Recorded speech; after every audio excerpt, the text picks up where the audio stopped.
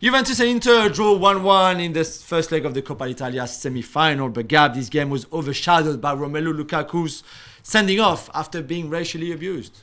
It was. As for the game, it was touchy. There was a fight at the end, sending off. It was really weird. It was Cuadrado and Handanovic looked like they were speaking very calmly, and then all of a sudden they're just wailing on each other.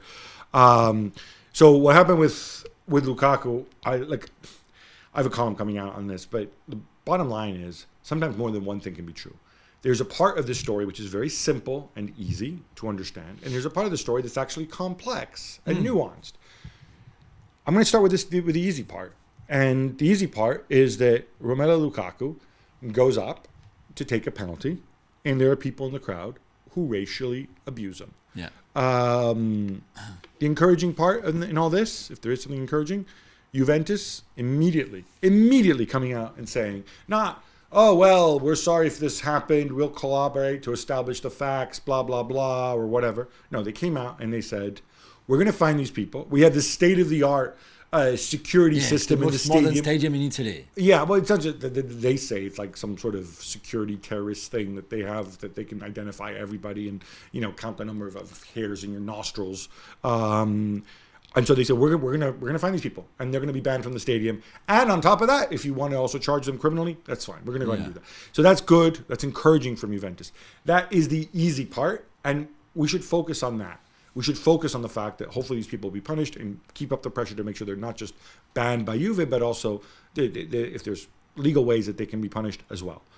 All the other stuff is interesting and nuanced. It has to do with Lukaku's goal celebration, which some people say was a provocation, and that is why he was booked and he was sent off, because you're not allowed to interact the directives in Serie A. He did that, which a lot of players do without getting yellow card, and then he told them to basically... Right. So what you're doing and for those listening on the podcast, you just brought your figurative lips and shirts now.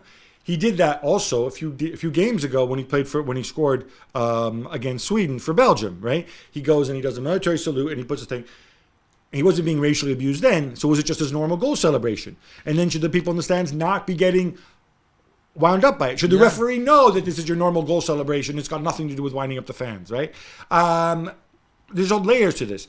Danilo, who, that's the most disappointing, I think. Well, it's weird because Danilo, the Juve player, he comes out afterwards and basically says, well, he wound up our fans. And by the way, when I say fans, these aren't Juve Ultras. No. Juve Ultras are in a dispute with the club. These are randos in the stand, right? These are random Juve fans who are there. He came out and he said, well, he provoked our fans. Yeah, it was deserved. The referee had no choice but to send him off.